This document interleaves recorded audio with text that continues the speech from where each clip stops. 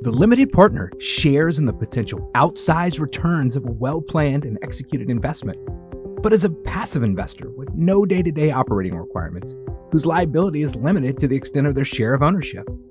The limited partner has the maximum leverage on their most precious asset, their time.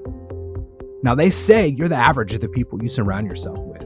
Are you looking to elevate your network, connect with individuals that bring your average up? The Limited Partner is more than just a podcast. It's a community to learn, to participate, to connect. There's no other community out there like this for limited partners. So subscribe to the podcast, but most importantly, join the community at thelimitedpartner.com. Welcome to the podcast with your host, Jake Wiley. Welcome, partners. This is your host, Jake Wiley. This week, I'm joined by Deidre Wollard of The Motley Fool. Deidre, thank you and welcome to the show. Thank you. Happy to be here.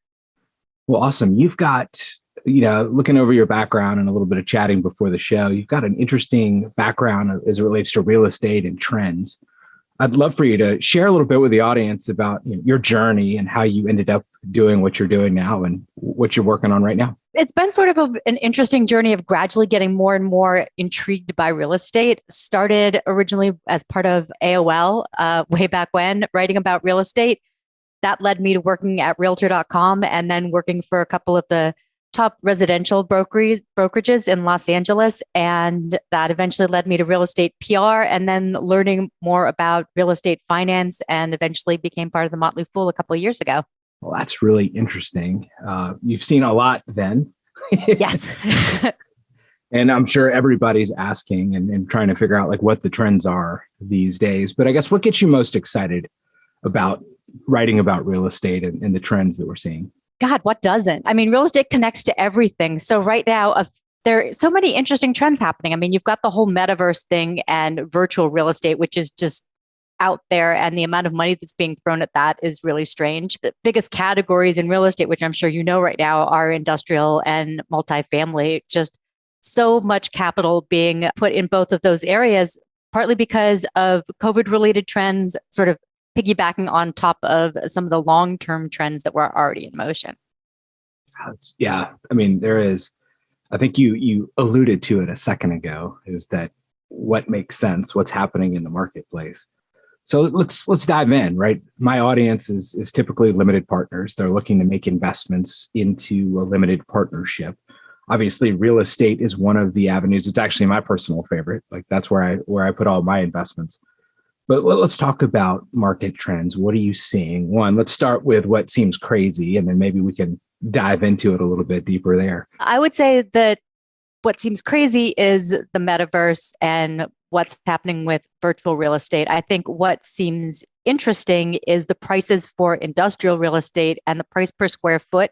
Industrial's always been that sort of, they call it the unsexy category, but it's actually really fascinating.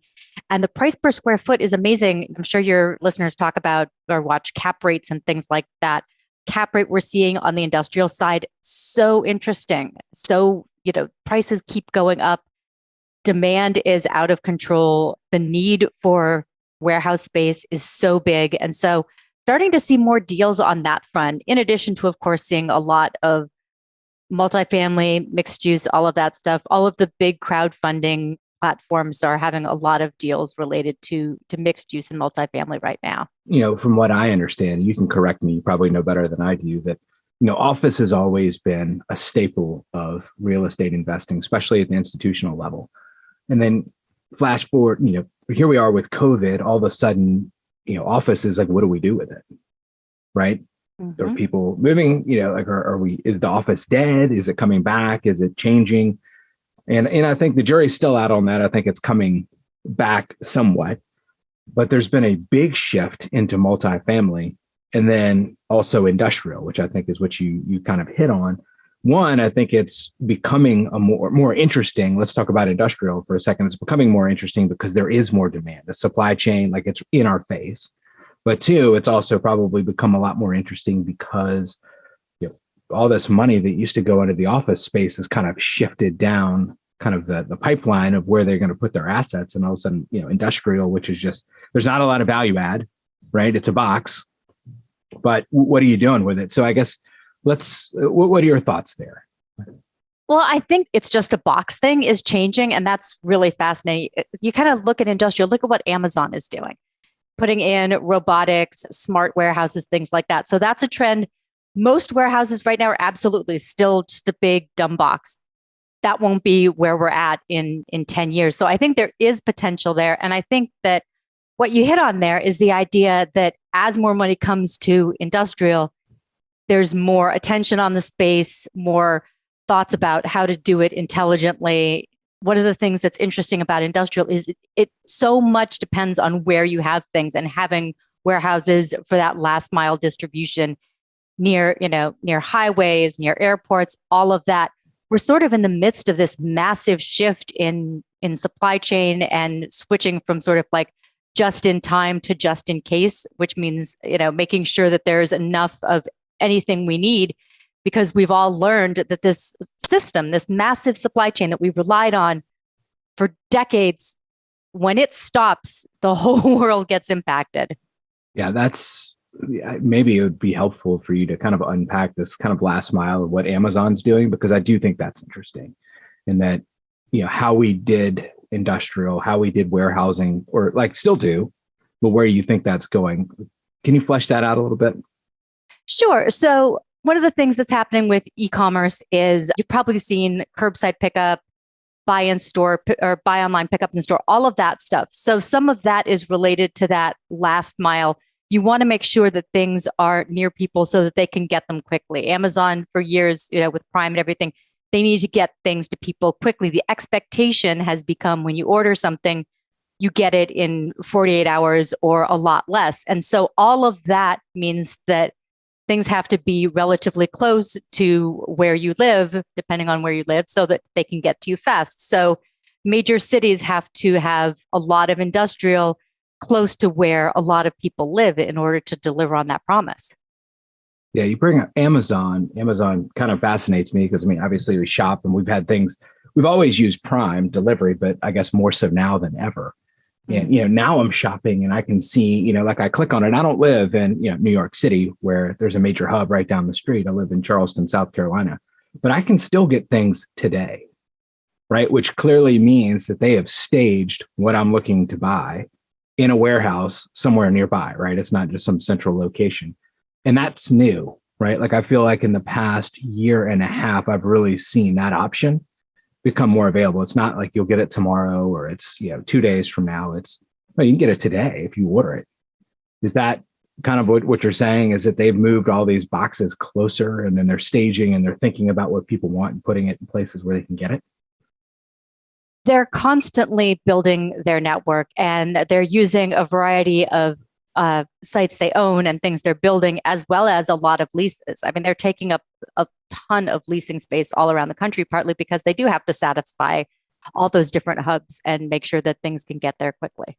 And what about, I guess, their competitors? Are we going to start seeing others doing the same thing, and hence which you're indicating the trends on the industrial really shifting? I think every company thinks about that a little bit differently than they did 2 years ago. And so we're seeing a lot of different trends happening with manufacturing. We used to have offshoring. Now we're sort of seeing this move toward insourcing. So you're seeing that as well. You're just seeing much more of a focus on warehouses for all businesses. And part of the problem with Amazon and the other giants in the space is that they kind of squeeze out the little fish. So there are now a lot of smaller companies trying to figure out how to develop services that can help smaller businesses, share warehouse space or things like that, because that's a concern as well. Yeah, that's a great point. Continuing on the Amazon theme, I was thinking about Whole Foods the other day. And obviously with Amazon taking over Whole Foods, the experience there is very different than it used to be. It actually feel like when you walk in, it used to be, my wife was saying that, like, I could always go in and find something kind of interesting and I would buy it because it's like locally grown, but it's presented really well. You walk into Whole Foods now and it feels more like a warehouse. You got people all over the place picking for all these orders that are going to be delivered. And it feels like it's a repurposing of their existing kind of higher end shopping center into a warehouse, which I feel is a pretty fascinating move, because that's not what originally attracted me to Whole Foods. And I actually probably don't shop there as much as I used to, because it doesn't have that, same, like you're getting something special here feel.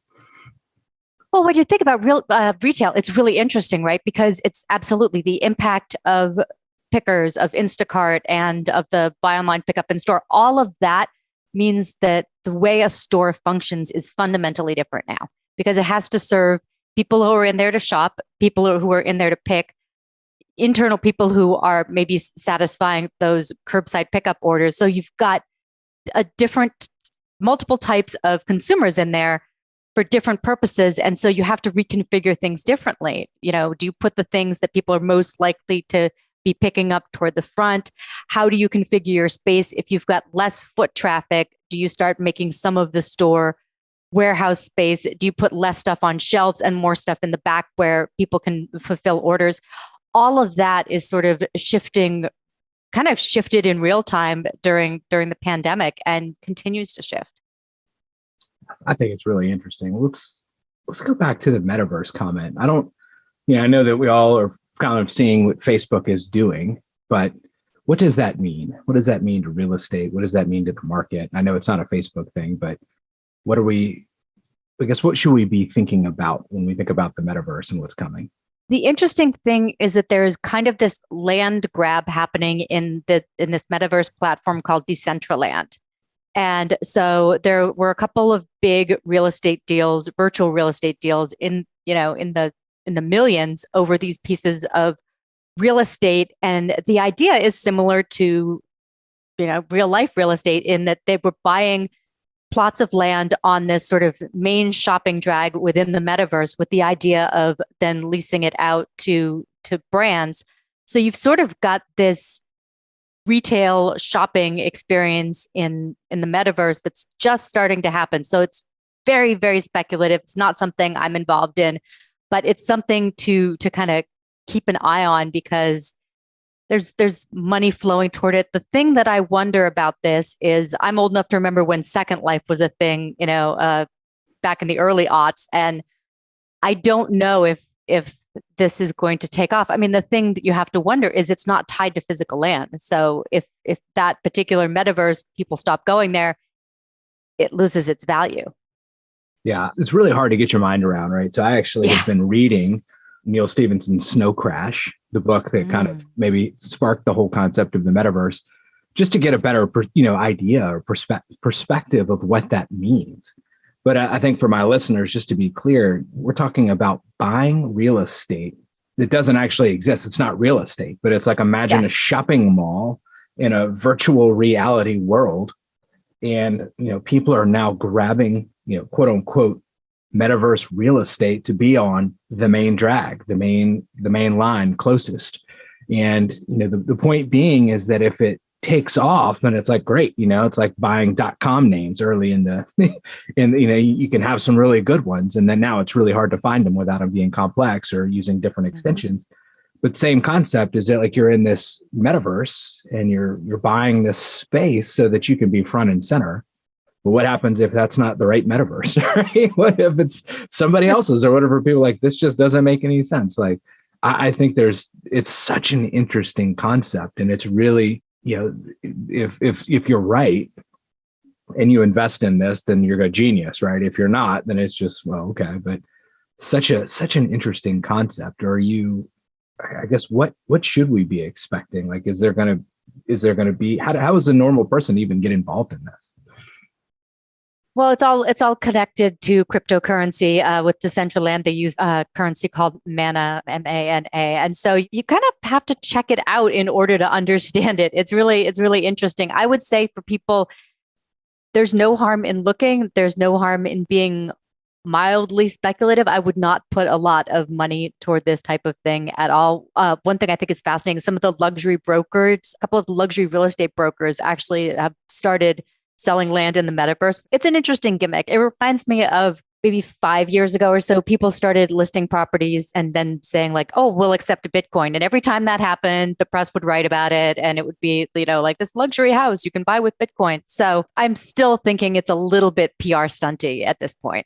Yeah, I agree. Right. I mean, you think about the whole value the underlying value of real estate is that it's tangible, right? And Yes, exactly. you can't make any more of it. And now you're talking about a digital real estate world where you could have competitors that are like, well, I'm opening up my own metaverse, right? You're not even in the same verse that we're in, I guess. So it's a very, I don't know. So maybe I'm a little bit old now. I'm trying to wrap my mind around like how this would work and the value of it. But the scarcity rule still applies, I think, that's what's interesting about the particular metaverse. Like, so the land that was in that big deal I was talking about was sort of like on the, like you'd say, like the Fifth Avenue of this particular kind of area. There is that idea of scarcity that exists. I mean, that's one of the things that makes Bitcoin interesting, is there is that idea of scarcity. There is a finite amount. And the same thing is true with virtual real estate within certain metaverses.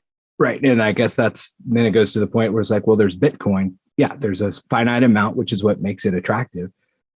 Then the flip side is that that's not the only cryptocurrency that's out there, right? So it's like, well, who are you betting on? It's like, are you betting on Yahoo? Are you betting on Google, right? Yeah. Yahoo seemed like the clear choice for a long time, and then Google took it over. Like there's that exists still. So, I mean, I think to your point is check it out. You can maybe be speculative and invest small. Like you think about the folks that got in and did a little bit of mining on Bitcoin, like really early, like no real harm, no foul. But like if they held on to it, like they're doing really great now. Wasn't a whole lot of risk at that point, but now it's a totally different ballgame. Exactly. Let's get into residential. I think that's also very interesting. There's a housing shortage. Prices are going through the roof.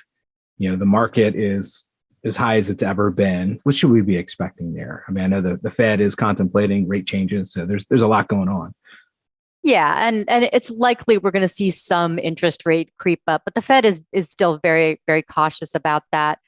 And what's interesting to me, Redfin came out recently with their list of hottest neighborhoods. Now, every year they do 10 hottest neighborhoods. Maybe like 3 or 4 years ago, you'd expect mostly California neighborhoods. This year, mostly Florida. Like I think like eight of them or 7 of them were Florida. And so I think that it's really interesting to see where the money is flowing to Florida, to Texas, certainly. That's where people are building right now. And so there's just so much attention in those markets. The other thing that is really interesting is the single family rental boom, right? We've seen it with publicly traded companies like Invitation Homes having, 80,000 single family rental properties. And this is a place where you think most single family rentals, small landlords, you're starting to see more consolidation, but still just very little. And the other thing is like build to rent. Now you see some of these home builders building whole communities that are going to be rentals versus sold. So there's so much opportunity in multifamily, so many different ways to play it right now. Yeah, the single family rental market kind of blows my mind.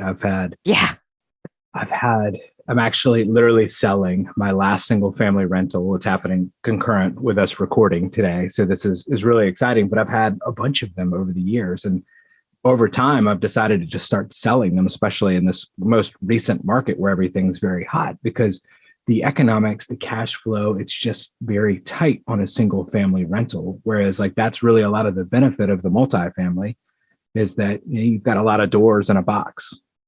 And the economics seem to be a lot better. But like you mentioned, I mean, we've got companies that have close to 100,000 single family rental homes, and they're making it work. And there is definitely a trend towards this build to rent, like talking about whole communities where the intent is, that they are being built to rent. It's like in a disaggregated apartment complex, right? Yeah. And that's new. That's really a new trend. I mean, I know there's been spots of it in the past where companies have built, little towns for their people with the intent of renting it. But now that becoming an industry, I find it fascinating. And I really don't understand how the economics work. But I think you're dealing with some interesting economies of scale. And I think technology makes it a lot more possible. I think things like smart locks and smart thermometers make monitoring of homes a lot easier and make maintenance a lot easier. I think we're going to see more and more of that these homes will sort of be connected in a way. So they're not all physical doors in a physical building, but you may be monitoring them the same way that you would kind of monitor a single building with a bunch of different apartments in it. Yeah. And I mean, scale in a neighborhood or an area has got to be so important, right? If you've got maintenance folks, they've got to be busy and working. Yeah. You can't have like one here and one way over there because you'll be, it'll kill you. But it's working and it's growing. And I think there's, the investments are doubling down there, which is, I just find amazing. Here I am, I'm liquidating my portfolio and, there's other folks out there that are trying to buy them, Zillow, I think they didn't do a great job of it, but well, Zillow is now sold off not all of their iBuying, but a lot of their inventory. So they were able to, despite having to exit that, they were able to at least unload a lot of the properties relatively quickly because there is such a market. So much, like billions of dollars of private capital is being invested in this right now. Yeah, so let's talk about the money then. Where is the money going? What's the trend? What do you see out there that is worth keeping an eye on? It is absolutely single family rentals and multifamily too. Multifamily's not going away. I think the ways that multifamily is changing are interesting. I think that certainly the pandemic, we talked earlier about office. So what is happening with individual homes? If people are working from home more, what do they need? Multifamily buildings are starting to think about that, how to configure. Does every building need a business center now, the same way that you would have one in a hotel with like a printer and things like that? How important is high-speed internet now? I think that's fascinating. You see that pretty much everywhere. That's an important factor. So you see multifamily kind of changing. It's not going away. I mean, household dynamics, household formation, we're just, we just need more housing. And it's not being built fast enough. I mean, all of those charts that you see from like new home building for the past couple of decades, you can just see where after the great financial crisis, nothing ramped back up. And so now there's just this massive shortfall. And that's part of the reason that we have such high prices right now. It's just basic supply and demand. Yeah, I think and that brings up a good point about like affordability of housing, right? Which is a big crisis in the country. As the supply is constrained, the demand is getting higher, the prices are going higher, like typical, economics 101 type stuff. What are you seeing in terms of affordable housing and trends that are heading that way to kind of help fix or alleviate some of that pressure? You've got a bunch of different things. This is a problem that has to be solved through public-private partnerships, right? It's not, neither one side can do it. So you've got some of the things like that are in the Build Back Better bill. You've got like individual states doing things like what California's been doing. And you've got certain cities playing around with zoning, getting rid of single family zoning in a lot of areas. I think Minneapolis was one of the first ones to do that. Other cities are now considering that, but then even once you open up zoning, you still have to incentivize developers and it still has to pencil out for them. So that's when you start seeing things like tax credits. I mean, we've got the Opportunity Zone program. There are some expirations this year, especially that make it less and less appealing. But is that program going to be renewed and expanded? Potentially. There's certainly other programs and tax incentives that really will come into play to incentivize developers and make it attractive. Because if you're investing, we all want to do well and do good. And so when you're investing, it's interesting to see that there is that possibility now through things like tax incentives to be able to make money, but also have a certain percentage of the building be earmarked for affordable housing. You brought up a really, really great point that I want to highlight is that municipalities are working on zoning, right? And they are trying to figure out how to, because nobody wants high density in their neighborhood. Like that is generally a fact. But also, I think we know that high density or higher density, doesn't have to be super high density, is a way to alleviate, one, it's a transportation issue, two, it's affordability of housing and, the ability to get the workers where they need to be. That is changing and it's going to have to change. So as you think about one of the things that makes like multifamily or really any real estate a great investment is the scarcity principle. So as you think about investments that you're going to make, that's something that you have to keep your eye on is, let's say we're looking at a multifamily property in a certain location. The beauty of it is that there aren't a whole lot of other multifamily around. There's a lot of opportunity to make a value play. It could go up. Now, if zoning changes and allows for the creation of, additional multifamily properties, you're going to have to weather the impact of the additional multifamily that's around. Now, with that said, I also don't think that that's necessarily a big issue, but it's something to be aware of. So as a limited partner, right, which is my audience here, those are questions that I would ask, whoever the operating partner, the general partner that you're working with is, what do you know about the zoning changes? What do you think, like what's on the horizon for density in these areas that we're talking about? Because it's an important question, and it's possible that they don't know, right? And it's a question that they need to go ask because the zoning laws and the restrictions have been around for so long that everybody just kind of assumes that is the way it's going to be. But I think that thinking about there's a lot of pressure to make a change here is an important factor. It's true. And as a limited partner, it's your power comes from before you invest the money. Because once the money's in, the operating partner does it, that kind of goes. But your power before you invest is to ask as many questions as possible and do your homework. One of the things we say at the Motley Fool is this idea of money following people. So there's so much research you can do on your own too. You can see what's happening in the area that you're invested in. And these days you don't have to like go to the neighborhood. There's so much you can see online in terms of what's going to be built or what is built, what current rents are, is there going to be like a new Trader Joe's or a Whole Foods in the area? Is that going to make a difference? There's so much information now that's available to all of us. And so when you're a limited partner and you're looking through all of the documents that the operating partner is giving you, you also have the power to take that information and then do your own homework too. And I think that's an important part of it. Yeah, and exactly. And I think too, right, is that there's a lot of inertia when you've been doing something a certain way for a long time, right? So there's, I'll give you an example here is that we've built a bunch of properties and there's advanced framing techniques, which means that you can use 2x6s, 24 inches on center versus 2x4s, 16 inches on center. And the net result is you actually save a bunch of lumber and the labor should be faster. It's heavier wood, right? But I've talked to framers that have been doing this work for 30 years and they had no idea that was even a possibility because they've just been heads down. This is the way we've always done it. I'm really good at my craft. I'm really good at my trade. So the point being is that there are going to be times where you may have information or you're looking at a market or you're asking questions that, just because of inertia, somebody else that's been doing it for forever hasn't even thought about or hasn't even been focused on. And sometimes you'll pick up something that is not, on their radar. And that's great, right? You should ask the questions. And to your point, Deidre, is that your power and your opportunity to make an impact is in the beginning when you're asking your questions. So ask them all, right? If you have something and I think you'll be surprised. You'll probably find a stumper in there somewhere where they'll, whoever you're working with might have to go back and, do a little bit of research and get back to you. And that's fantastic. I believe investing in curiosity is a superpower in investing. I mean, really, your curiosity is what gets you interested in things, and it can be sometimes what protects you. And so that's really, you have to really follow that. Ask the questions, because I mean, what's the worst that happens? They don't have an answer and they go find it, or they say, no one's going to say to you, that's a stupid question. They're just going to answer the question, or they're going to find the answer for you.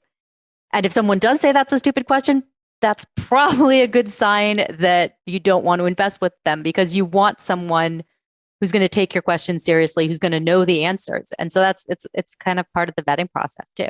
Yeah, absolutely. Right. When you ask questions and how they respond is, doesn't even matter what the question is, but the interaction gives you an indication of who you're dealing with. And I think there's, it's the subtle aspects of working with somebody and getting to know them and how they're going to respond to you is so important to making a good decision. Well, Deidre, this has been a great conversation. I love to wrap this up with a little bit of gratitude. None of us got to where we are by ourselves. So I want to give you the opportunity to give a shout out to somebody in your life that's made an impact and helped you, give you a leg up to get where you are today. So is anybody out there you want to give a shout out to? I would say Matt Argersinger at the Motley Fool. You could follow him online on Twitter. Working with him the past couple of years has taught me so much about thinking about properties and about deals. He's just so meticulous. And I think he looks at the numbers, and he's taught me to think about the numbers and to pay less attention to the flashy, percentage rate of return kind of things and more attention to the fundamentals. That's great. Well, Matt, I hope you hear this. Well, Deidre, thank you for being on the show. I loved this conversation, trends, real estate, where it's going. Talking about the metaverse, that's the first time on the show. So I think that's fantastic. But thank you. Thank you.